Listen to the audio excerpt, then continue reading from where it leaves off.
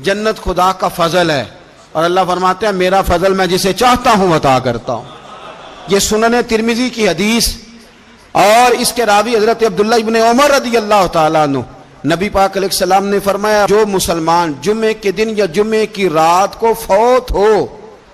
اس کو اللہ تعالیٰ قبر کی آزمائش سے محفوظ رکھتا ہے۔ جو جمعے کی رات فوت ہو جائے یا جمعے والے، یعنی جمعے رات اور جمعے کی درمیانی رات چلا جائے یا جمعے والے، تو اللہ اسے عذاب قبر سے، تو میرے عزیز جو بندہ شہید ہو اس سے عذاب قبر نہیں ہوتا،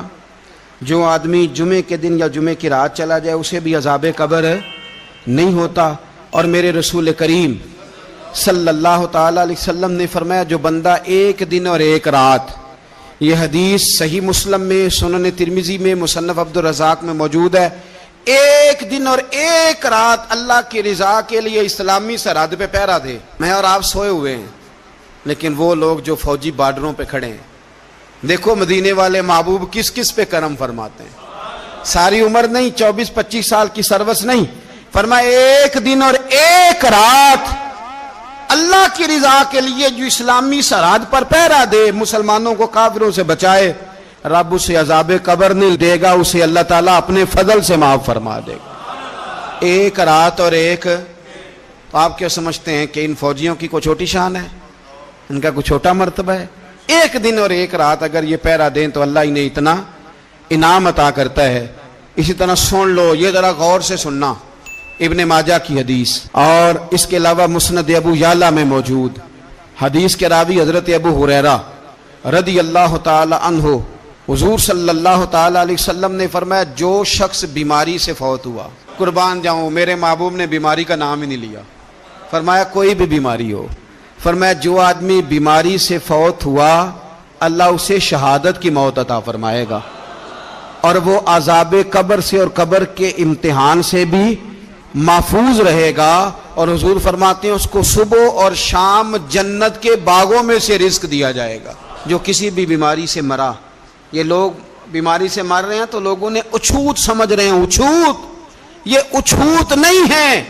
اس لیے کہ لوارث نہیں، یہ خدا رسول کے ماننے والے ہیں، تم انہیں اچھوت کہہ رہے ہو، اور مدینے والے رسول انہیں شہید فرما رہے ہیں۔ حضور نے فرمایا جو بیماری سے مرے شہید ہے، وہ قبر کے عذاب سے محفوظ رہے گا اور جنت کے باغوں میں سے اللہ رزق دے گا۔ لوگ کہتے ہیں دیکھو جی بڑا تانگ ہو کے دنیا سے گیا ہے، تو اس بندے کو بھی عذاب قبر نہیں ہوتا۔ اسی طرح جو بندہ سورہ ملک پڑھتا ہے، سنن ترمذی میں حضرت ابن عباس سے روایت ہے کہ حضور صلی اللہ علیہ وسلم کے ایک صحابی نے ایک جگہ خیمہ لگایا تو وہاں سورہ ملک پڑھنے کی آواز آتی، کوئی بندہ پڑھنے والا نظر نہیں آتا تھا۔ جب حضور کی بارگاہ میں عرض کیا تو فرمایا وہاں قبر تھی اور قبر کے اندر بیٹھ کے میرا صحابی سورہ ملک کی تلاوت کر رہا تھا۔ اگر ہمیں خسرہ نمبر یاد ہو جاتا ہے نا اپنی جگہ کا، اور ہمیں پتہ ہوتا ہے کہ میرے والا حصہ کتنے کروڑ کا ہے، اگر ساری کہانیاں ہمیں یاد ہوتی ہیں تو سورہ ملک بھی ہمیں یاد ہو سکتی ہے۔ موبائل پہ اس کو ریکارڈ کر لیں، پھر اس کو سنیں